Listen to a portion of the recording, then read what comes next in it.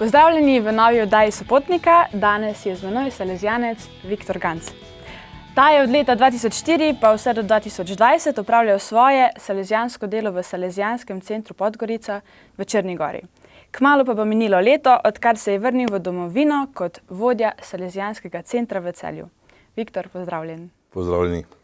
Pa za začetek razčistimo najprej. Si salezijanec. Kaj to pomeni? To pomeni, da sledim Don Boscovim sanjam. Don Bosco je delal z mladimi in mi salezijanci želimo na njegov način biti blizu mladim. Kako pa si je Don Bosco zamislil salezijanski poklic? Kaj je to takrat pomenilo in kaj to pomeni danes, da si salezijanec? Pa Don Bosco je v tistem trenutku spoznal problematiko mladih na ulici. Mladi, ki so prihajali v Torino in niso imeli službe, niso imeli šole, niso imeli možnosti napredovanja. In Don Bosco najprej začel izbirati v mladinskem centru, pozneje pa videl, da to ni dovolj in je začel organizirati šole, potem razne izobraževanja, predvsem tiskar, čevljar in tako naprej, tudi morda kakšen zidar in tako. No, in tako jim je omogočil, da so se lahko normalno vključili v družbo kot koristni člani neke družbe. Tako, to je bilo včasih. Kako je pa danes? Kako pa to zdaj izgleda? Danes imamo tudi salezijanske centre. Pa mislim tudi, da danes ni nič drugače, ne? Še vedno so iste potrebe, morda malo drugačne. Zdaj, če gledamo samo na Slovenijo, je to tako, da morda se bolj opazijo te razni mladinski centri, morda tudi gimnazija Želimlje kot ena izobraževalna ustanova. Če pa pogledamo v širše, na svetovni ravni, bomo pa videli, da salezijanci še danes, recimo po Afriki, imajo razne kmetijske šole, pa čist elementarna znanja posredujejo tem mladim, ravno tako Južna Amerika po kakšnih Andih in tako naprej. Tako da salezijanci so prisotni med mladimi na različnih kontinentih in tudi različno vlogo ali pa na različne načine. Pa mi povej, kaj bi ti rekel, kako človek, tak laik, lahko prepozna v množici ljudi salezijanca? Da reče, lej, tale je pa salezijanec. To pa ne vem, si bom povedal en drugi vic, iz Črne gore, pravi, kako Črnogorca poznaš v Beogradu, reče, šefe, pa se vsi obrnejo. No, morda salezijanca pa naj bi ga prepoznal vedno med mladimi, in tako kot mladi delajo, tako to, tudi običajno salezijanca ne prepoznamo prav vsakega po duhovniški obleki, ker smo velikokrat v kratkih hlačah, z kratkimi rokavi, tudi morda v kakšni uniformi včasih. Tako da predvsem med mladimi in to naj bi bilo sicer tisto, po čemer naj bi salezijanec se prepoznal. A bi lahko rekli, da je salezijanec redovnik? Ja, seveda je. Čeprav tudi tukaj je ena zanimiva anekdota.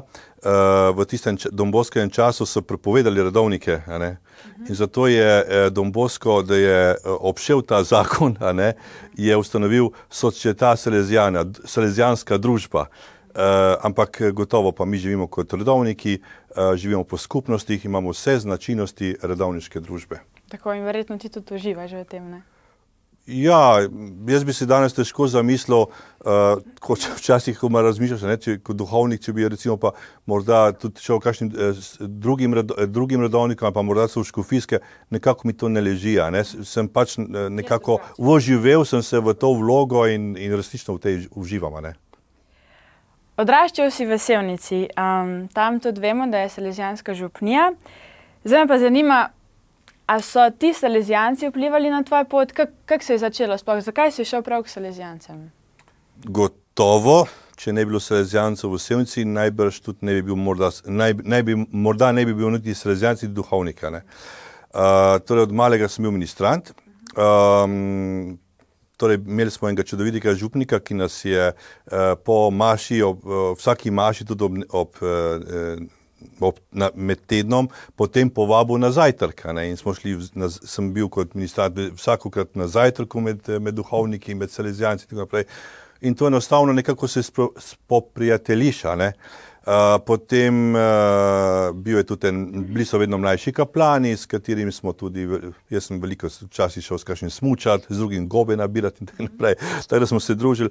Enostavno je šlo tako naprej, ne. Potem Želimlje, kot ministranti smo šli na duhovne vaje v Želimlje, pozneje tudi, potem pa v Semenišče in tako naprej. Tako da enostavno to je ena pot, ki sem jo prehodil in mislim, da je zelo bilo pomembno to, da sem se s salezijanci srečal prav v domači župniji. Kaj bi pa rekel, zakaj si kot salezijanec, torej v tem svojem poklicu, v odnosu do mladih najbolj prizadevaš? Kaj je tisto ključno, tisto, kar se tebi zdi najbolj pomembno, da ti delaš? Torej, najpomembnejša je, mi imamo v nekih pravilih ali pa v tem kodeksu, da tako rečem, salezijanskem, predvsem to, da smo med mladimi in mi to imenujemo salezijanska asistenca.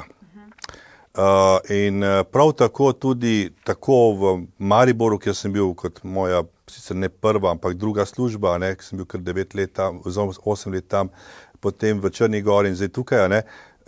Jaz se predvsem prizadevam, da nisem v pisarni, ampak ko so mladi na dvorišču, sem z njimi, a ne. Ali pa z njimi kamorkoli grem in tako naprej. Tako da to je tisto, kar je nekako najpomembnejše za nas. Torej, praviš, da si veliko na dvorišču. In ja, a se ne vidi malo na barvi že? Ja, točno to. Ampak kaj bi pa ti zdaj rekel, tudi zdaj je to nekako pokoronsko obdobje, pa se mi zdi, da so se stvari fejst spremenile. Kaj pa ti kot salezijanec na dvorišču vidiš, da se je pri mladih zgodilo? Kaj zdaj oni rabijo? Česa je zdaj več, česa je zdaj manj? Kaj je drugače? Morda malo težje ocenjujem to zadevo, ker sem pač prišel v Celje in prav v času te korone in zato ne vem, kako je bilo prej, pa ne vem točno oziroma vem pa, kako je zdaj, no. Ampak imam pa en občutek, da mladi resnično potrebujejo druženje.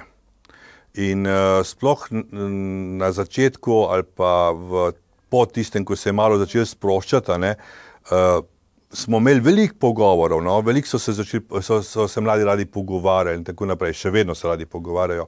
Ampak verjetno je to, ne, da mlad človek potrebuje pogovor, potrebuje družbo in salezijanski center, kot pri nas tle v Celju, je to idealno okolje. Ja, to zagotovo. Praviš torej, kot sva zdaj že povedala, da si veliko na dvorišču. A je to del Don Boskove preventivne vzgoje? Kaj je Don Boskova preventivna vzgoja? Ja, torej to sem že prej sem omenil asistenco, a ne, torej neprestana prisotnost med mladimi, a ne. Medtem ko preventiva pa pomeni to, da v bistvu ustvarjaš neko pozitivno okolje, kjer predno mladi pridejo v stik z negativnimi stvarmi, a ne. V bistvu tukaj živijo neko polnost ali pa da tukaj živijo neko lepo življenje, da nimajo potrebe, recimo po neki devijaciji ali pa da nimajo potrebe po neki drogi, po nekem alkoholu in tako naprej. To je preventiva, a ne. Torej, Don Bosko je pač videl tiste mlade, a ne, rekel, glej, če jih hočemo zaščititi, da ne bojo kriminalci, da ne bojo kradli, da ne bojo v zaporu, a ne, ker Don Bosko je tudi na začetku veliko hodil po zaporih, a ne, in videl ta problem, ki je bil, a ne, in je rekel, glej, če bojo mladi tukaj, potem ne bo možnosti ali pa, da bojo delati slabo, a ne. Delati dobro, a ne, to je to, a ne. In če imaš okolje, v katerem si dobro in delaš dobro, potem to je preventiva. Pa izvajajo preventivno vzgojo samo salezijanci ali tudi animatorji? V kakšnem smislu to misliš? V smislu, Don Bosko si je zamislil preventivno vzgojo, da jo izvaja salezijanec, ali je izvajalec te preventivne vzgoje tudi animator? Tukaj so dve stvari, ne, po mojem mišljenju. Tudi animatorji so prvi tisti, ki se vzgajajo. Torej, animator v sistemu mladinskega dela, a ne, je tisti, ki pridobiva na izkušnjah. In je prvi tisti, kateremu se mi posvečamo, da tako rečem. Je pa potem tudi tisti, ki to multiplicira, kar pomeni širi naprej. Torej tako nek pretočni kanal. Tako, a ne, torej mi animatorje usposabljamo, potem pa seveda animatorji posnemajo nas, Salezijance, ali pa na isti način potem delajo naprej. Torej, jaz sem samo eden tukaj v mladinskem centru, ne, in enega oratorija ne morem speljati, ne. Zato rabim animatorja, ne. In animatorji naj bi delali v tem sistemu, naj bi spoznali ali pa naj bi občutili ta preventivni sistem, naj bi občutili to asistenco in na ta način tudi delali potem z mladimi. In ne samo to, tudi animatorji, ki so recimo v naših okoljih, lahko potem se tudi širijo še v kakšne druge župnije, ne.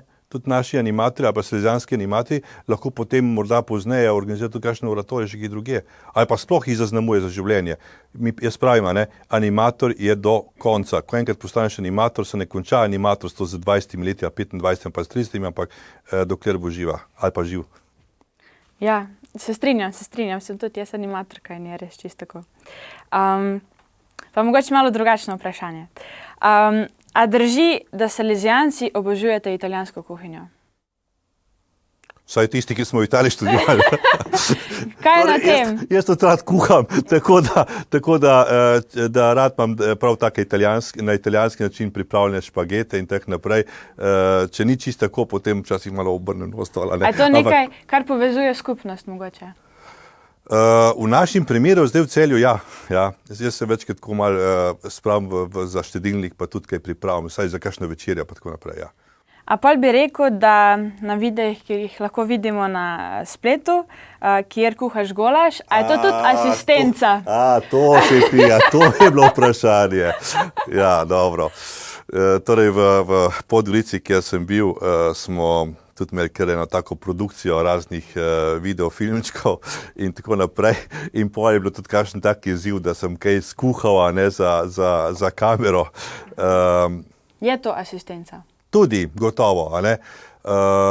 Jaz sem velikokrat kuhal tudi za animatorje, z animatorji, hodili smo tudi na kakšne taborenja, ne, pa smo vzeli s sabo samo en lonc, ne, pa tam zakurili ogenj in tako naprej in potem tam pripravili vse, a ne, od goleža do špagetov, do kaj drugega in tako naprej. Tako da, seveda je, gotovo je. In tudi vzgoja. Pa je skoraj tako Filip Nari, ko je delil, pa kar ni zmanjkalo, verjetno. Dobro. Tukaj se je tudi zgodilo včasih, da je bilo malo premalo, ampak dobro. Sej, verjamem, da se pa vse uredi. No, pa deva še malo bolj za resne zadeve. To niso bile resne, kaj? So bile, zdaj bojo pa še bolj. Okay, Slovenija vedno bolj tudi pozna oratorij, bo držalo. Vemo, da je Don Bosco tudi ustanovitelj oratorija. Kaj je njegov namen in kaj so tisti 4 stebri, vemo, da na katerih oratorij stoji, kaj so ti 4 stebri? Ja, tukaj bom samo malo tako popravil, da ne bomo mešali med oratorijem, kot ga pojmujemo v Sloveniji, ki je en program, in pa oratorij v Sloveniji, v Italiji ali pa v Don Boscovem sistemu, ki pomeni mladinski center kot tak. In v tem sistemu imamo te 3 stebre, župnija, šola in pa doma. Tako da, ampak to velja za vse naše programe in tako naprej. In zdaj se trudimo v vseh programih, da bi nekje bilo sicer uravnoteženost vseh 3, kar pa vedno ni. Zdaj, če imaš recimo neko šolo Želimlje, verjetno je kakšna bolj močna ta komponenta, kakšna pa malo manj. Ali pa recimo moje delo v Podgorici, recimo je ta župnija bila malo manj poudarjena, ker recimo v našem mladinskem centru je bilo 80, oziroma vsaj 50% recimo muslimanov, tega morda so 40% Romov in tako naprej. In ti ne moreš zdaj, bom rekel, nekako versko nastopati ali pa imeti to kot neko župnijo, ampak v vsakem primeru pa tudi njim mi posredujemo evangeljske vrednote z našim načinom razmišljanja, z našim načinom dela in z temi vrednotami, ki nekako posredujemo in o kateri govorimo tudi njima. No, pa če se osredotočiva na ta oratorij, ki ga poznamo v Sloveniji kot program, kaj potrebuje oratorij, da je dobro izveden? Predvsem dobre animatorje. Kako se pa to naredi? To tudi mene zanima še malo.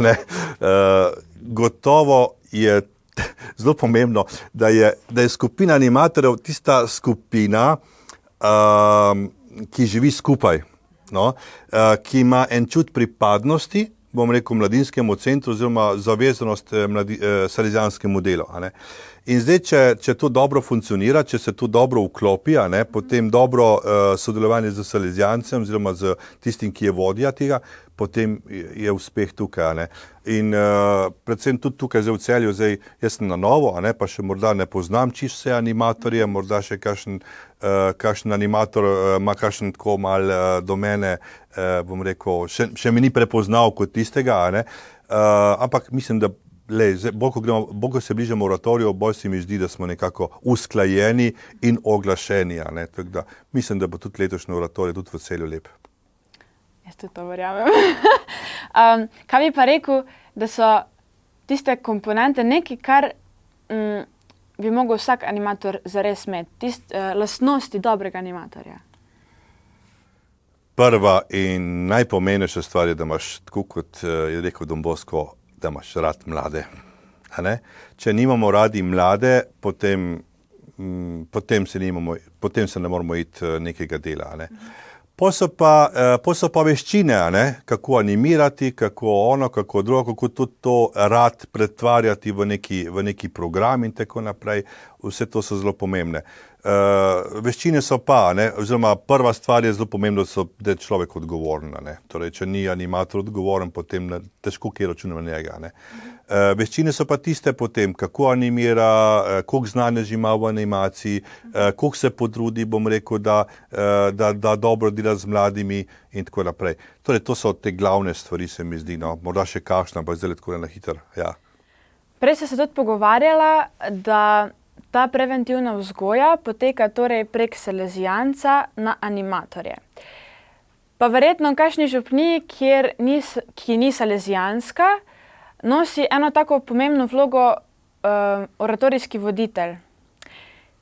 Kaj pa mora potem oratorijski voditelj imeti takšnega, da bo znal animatorjem čim bolj predati to znanje in te lastnosti naprej, torej, da jih bo tako dobro vzgojil, kakor sva se prej pogovarjala, pa ni salezijanec, ni tega študiral. Kaj pa mora on imeti? Kako lahko on to nekako naredi, da bo čim boljši? Mislim, da to ni tako enostavna stvar, sploh za enega oratorijskega voditelja, ki je nekje tako v neki drugi župniji. Mislim pa, da smo salezijanci v zadnjih letih kar dobro razvili, bom rekel, to platformo animatorstva, a ne, in tudi raznih izobraževanj, a ne. Tako da ti voditelji lahko v bistvu se naučijo teh veščin o nekih programih, o nekih seminarjih in tako naprej. To je prva stvar, a ne. Druga stvar je po moje pomembno tudi ta voditelj, da je že mečkem po naravi, bom rekel, neki voditelj, a ne. Ker če ni voditelj, potem ne bo mogel speljati tega oratorija in tako naprej. Tako da to so te razne komponente, no, ni pa tako lahko gotovo, ne. Je pa fino, če je ta oratorijski voditelj tudi morda v kakšnem kontaktu s kakšnimi salezijanci, oziroma jaz bi z veseljem tudi, da je kakšen nasvet dal, če bo treba, ali pa ga povabil na naš oratorij, pa mora biti, da vidi, pa še to, a ne. Ko sem bil v Podgorici, jaz sem imel veliko mednarodnih izmenjav, torej odprilike 30, tudi po 30 mednarodnih izmenjav na leto, a ne. In so hodili v Nemčijo, v Holandijo, imel sem dvakrat po eno leto animatorja v Madridu in tako naprej. In tudi oni so prinašali nove izkušnje, a ne, v naš mladinski center. Tudi naš mladinski center, kljub temu, da je salezijanski, tudi jaz sem salezijanc, a ne, ampak smo napredovali z raznimi izkušnjami. In zdi se mi, da je tudi za kakšne voditelje bilo pametno, a ne, da grejo malo po svetu ali pa malo v kakšne druge mladinske centre, da vidijo in potem prenašajo to znanje v svoj mladinski center oziroma na oratorij oziroma v program oratorija, ki ga bojo organizirali. Razumem. Kaj pa, če mlad človek, ki sicer ne ustreza profilu nekako idealnega animatorja, nima sam po sebi že nekih teh lastnosti, ampak v sebi začuti željo po animatorstvu. Kako se odzvati kot, ne vem, oratorijski voditelj ali pa nekdo, ki ga lahko povabi v neko mladinsko skupino in kako ga vključiti v skupino? Zelo pomembno je, da tisti, ki je voditelj, recimo, da sem zdaj to vlogo postavim, ne, da v mladem prepozna potenciale, ne, recimo, in da zna potem te potencial izkoristiti. Recimo, ok, eden je super kitarist, ampak morda pa ni neki animator. Ok, bo pa kitaro igral, a ne? Tretji je mora biti za neko tehnično ekipo, a ne? Bo zna perfektno postaviti zvočnik in tako naprej in bo koristen na tem področju. Tretji, ne vem, bolj mora celo kuho ali pa kaj. Torej, zelo pomembno je v mladem prepoznati, kaj je njegov potencial in ta potencial v bistvu izkoristiti, a ne, v programu oziroma v to, kar delajo, a ne. Ampak vsak pa nekaj ima, a ne.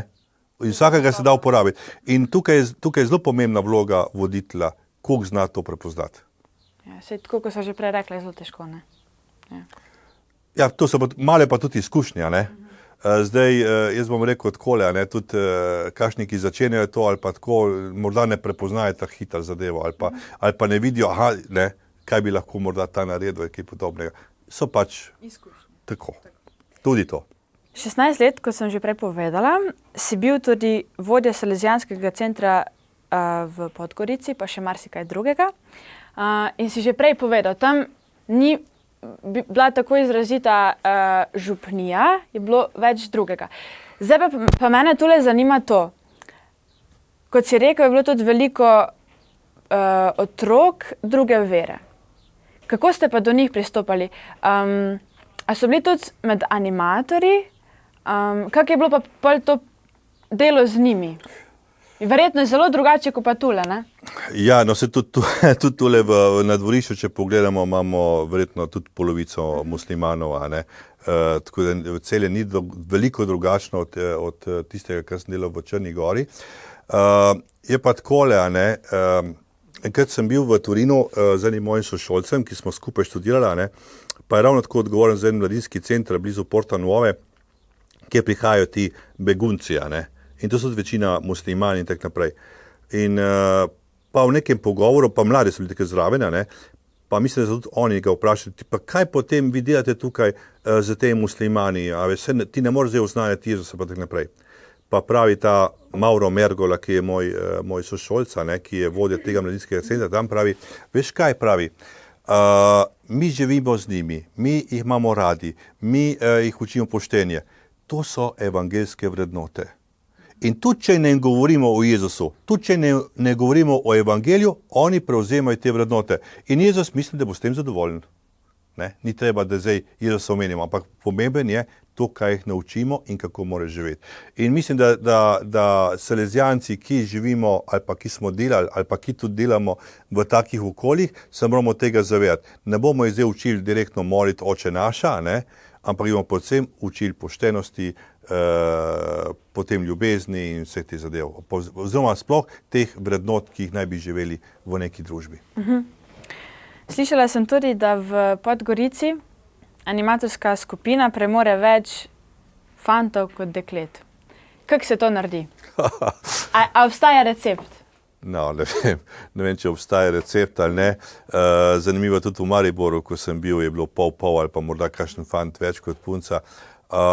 Ne vem, jaz samo mislim, da je zelo pomembno, da je animatorska skupina uravnotežena tudi po spolu, a ne. In zdaj, če je preveč punc, potem pravijo, hitro se malo skregajo, ne. Če je preveč fantov, če malo preveč fantov, pa premalo punc, pa mora biti malo težji kakšen program izpeljati. Zato je tisto, zelo pomembno je, da se tukaj uskladimo ali pa, da je tukaj res tako pravilno razmerje. In če je pravilno razmerje, mislim, da je potem tudi malo lažje delati, no. Zdaj, kako pa pride do tega, pa ne vem. Enostavno, jaz včasih povabim kakšnega, navdušim kakšnega. Morda je treba fante majčkeno bolj navduševati, a ne? Punce pa malo rajše same tudi pridejo včasih. Zato pravim, je zelo pomembno, kako ta voditelj, bom rekel, deluje ali pa morda je to en recept. No. A to pomeni kakšno povabilo več ali kakšen drug način povabila? Povabilo, potem recimo tudi fantom dati recimo kakšne take vloge, recimo tehnično vlogo, ne vem, morda vključiti kakšno band, pa bobne, pa tak naprej. Torej dati možnost, a ne? Dati možnost, da najdejo samega sebe v mladinskem centru. To je to. To je recept. Okay. Dobro. Super. Ja. V Podgorici in tudi v Sloveniji deluje cirkus. Zakaj in kaj počne? To je vedno neko iskanje nekih novih ponudb, torej da popestriš neki mladinski center. In ta cirkus, sicer so ga razvili na Skali v Ljubljani in tam tudi najbolj deluje, čeprav zdaj tudi v Podgorici mislim zelo dobro. Jaz sem to prepoznal takrat kot neki nov izziv, no, za naš mladinski center. Takrat smo tudi poslali dva animatorja. Ja, najprej enega animatorja v Slovenijo, da se naučil tistih osnovnih veščin. Pozneje je bil še en drugi animator, ki je bil celo leto na Skali in je to predvsem tako, se pa res spopolnil svoje znanje. No, in to je ena taka veščina zanimiva, ne, ki mladim pomaga, da tako pri motoriki, potem veščina nastopanja, potem krepi samozavest, potem krepi, torej, da smo kreativni in tako naprej.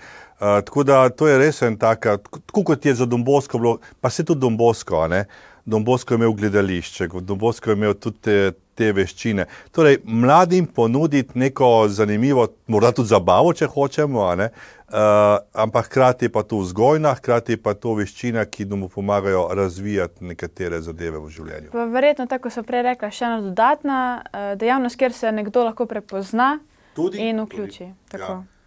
Recimo tudi zdaj vidim Podgorici, ki se je vrnil ta fant iz Slovenije, je zdaj kar en kup novih mladih prišla, sploh ne vem od kje, in so začeli s tem cirkusom. Torej, je zelo atraktivno in zelo privlači ljudi.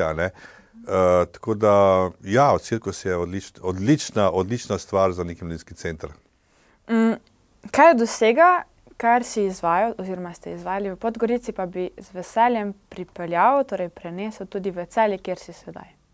Pa zdaj ne vem, če se da kar prenesti. No. Jaz sem tak človek, da vedno vidim, kaj mlade zanima, pol jih poskušiš navdušiti, pol pa vidiš, če to funkcionira ali ne, in pol gremo naprej.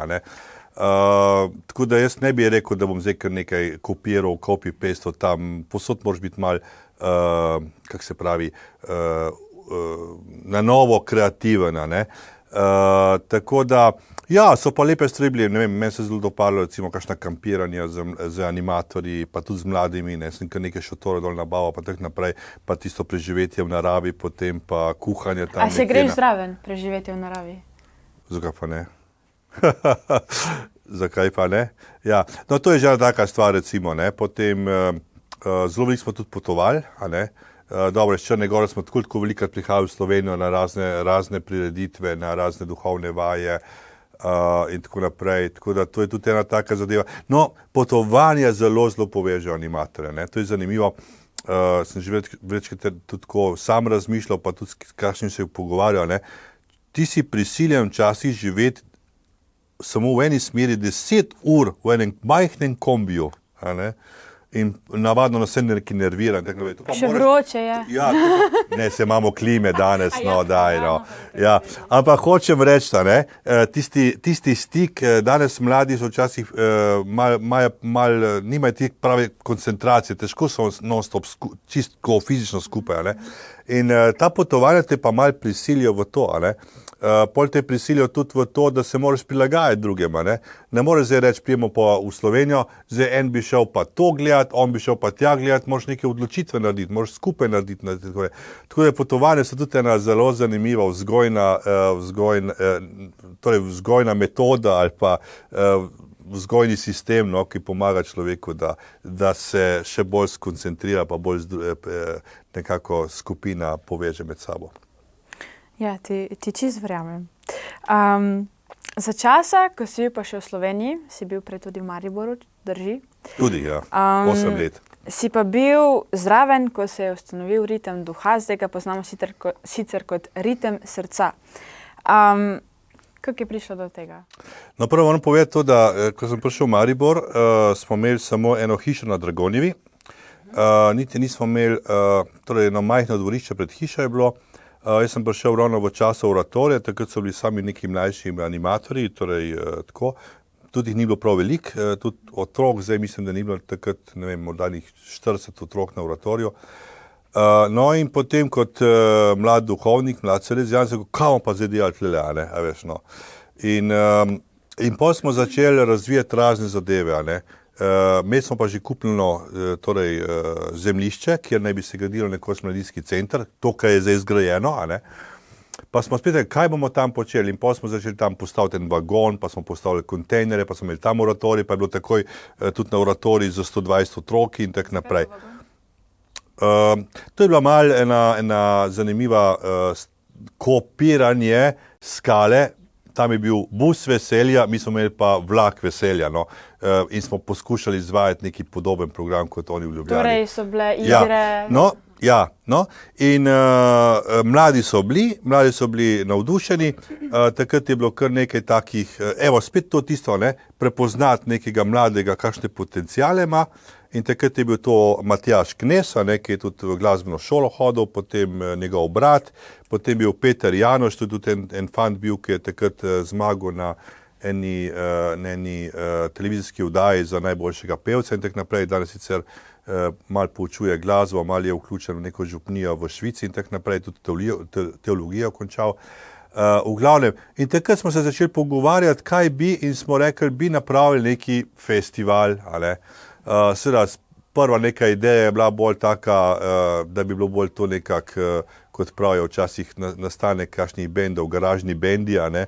Tudi mi smo hoteli bolj nekaj župnijskega napraviti in tako naprej, pa malo dekanijskega. Ampak potem smo se malo še pogovarjali z nekim drugim, tudi še z enim kaplanom iz Hoč. In potem je prišla ideja, zakaj pa ne bi šli na Radio Ognjišče vprašali, če bi oni to hoteli tudi emitirati, a ne? Torej, da bi ta festival se slišal po Sloveniji. Oni so pa rekli, ne bomo tako še šli, a ne? Ampak samo, če bomo mi tudi soorganizatorji. No in tako je nastal potem ta ritem duha, ki se je večkrat selil po raznih dvoranah po Mariboru, od festivalne, potem celo torej študentske telovadence, vse do gledališča. Mislim, da 10 let je potem, torej še 2 ali 3 leta po tistem, ko sem že šel v Črnogoro, je še ta festival tudi deloval za to idejo. Ali. V glavnem, zelo zanimiva izkušnja. Ja, verjamem, tudi meni je zdaj zelo lepo iti na ritem. No in še to, naša ideja je tudi bila zelo salezijanska, mladim ponuditi, bom rekel, duhovno, ritmično glasbo, torej glasbo, s katero se bojo identificirali, mladi bojo to glasbo tudi ustvarjali.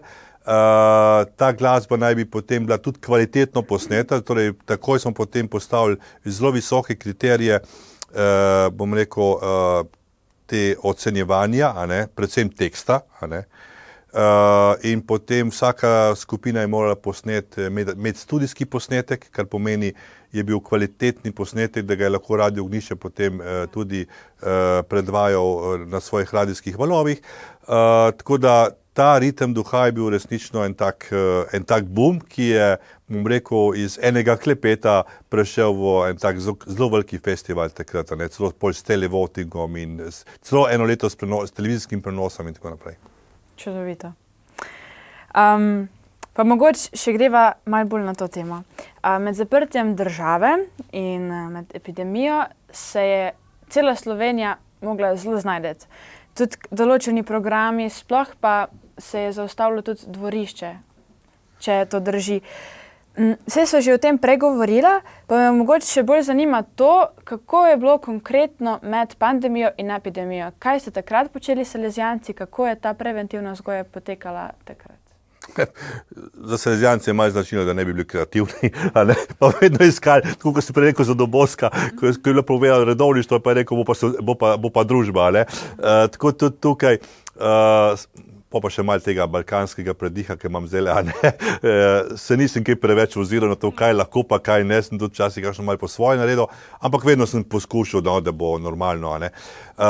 Mi smo sicer mladinski center zaprli notranje prostore, smo rekli, da ne bomo tukaj imeli problemov, ampak dvorišče je pa praktično delovalo v vsem času epidemije, razen tistih 14 dni, ko je bilo popolno zaprtje. Mi smo se srečevali s temi mladimi, mi smo bili s temi mladimi, bila je asistenca, bila je igra, bilo je vsega. Ne? Kar se tiče pa nekih drugih programov, ki so bili pa bolj, bom rekel, tudi animatorji in tako naprej, smo tudi pa kot drugi predstavili na Zoom. Tako da smo se preko Zoomov, ravno tako tudi Veruk sem imel preko Zooma, tako da ponovno smo našli neke nove kanale, neke nove možnosti. V vsakem primeru pa prilagoditev. Nekaj novega smo se spet naučili. Ne? Tako da jaz sem že rekel tudi večkrat, tudi ko sem razmišljal, epidemija je tudi za nas bila neka nova priložnost. Oziroma, ni tako črno bilo vse, smo se kar nekaj novega naučili. Ja, seveda. Kaj bi pa zdaj rekel? Tukaj si že skoraj 1 leto. Kakšne so vizije za naprej? Kaj so načrti, kaj si želiš?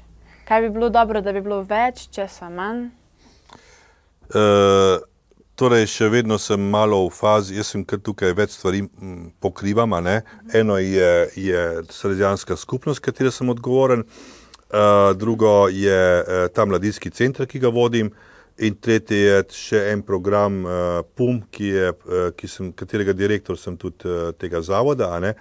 In ena zadeva, ki se mi zdi zelo pomembna, je, da poskušam malčkem bolj povezovati. Do zdaj je bil eden odgovoren za mladinski center, eden je bil za ta PUM, tretji je bil morda za skupnost. Jaz poskušam predvsem nekako oglasiti kompletno skupnost oziroma salezijansko skupnost, da bo mečkem bolj, bom rekel, v sintoniji in tako naprej. To je prva stvar, ki se mi zelo pomembna. Druga stvar so pa potem neke nove ideje, ki se rojevajo. No, ena je stvar, ki moramo pač rešiti na hitro, je morda malo povečati animatorsko skupino, da bomo lahko še kaj več dobrega naredili. Potem verjetno bo še kakšno stvar treba, bom rekel, kakšno krožek ali še kakšno dejavnost upeljati v mladinski center.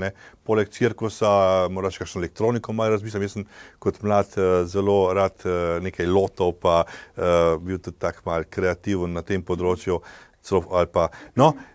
Potem pa še ena zadeva, ki jo malo poskušamo zdaj prihaja Skala k nam, da bi ta projekt Skale tudi verjetno preslikali v Celje. Tako da kar nekaj takih idej je za naprej. Zdaj, kaj bo ratalo, kaj ne bo ratalo, ne vem, ampak ideje so. No, v vsakem primeru tudi jaz želim veliko sreče vnaprej. Pa še kratke sopotnice za na konec. To bo pa šlo takole. Ja. Jaz preberem stavek, ti me dopolniš s tistim, kar ti prvo pade na pamet. Da vidimo. A bo šlo? Poskusimo. Ajde. To je kviz ali se to ocenjuje? Ne. To je samo popestritev. V redu, gremo naprej. Ok, ajde. Moj najljubši Don Boscov stavek se glasi. Za vas živim.